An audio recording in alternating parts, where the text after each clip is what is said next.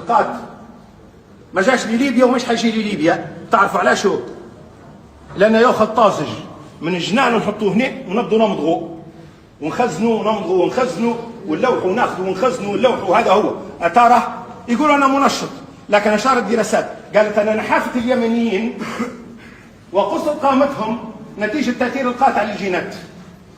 اليمنيين كلهم قصيرين ورقيقين هيك، ما ترى لهم على القات.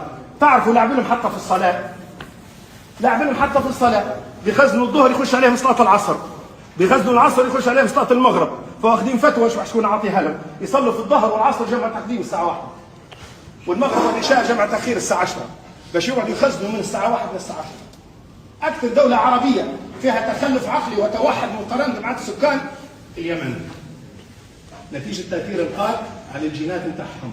موضوع كبير راكب.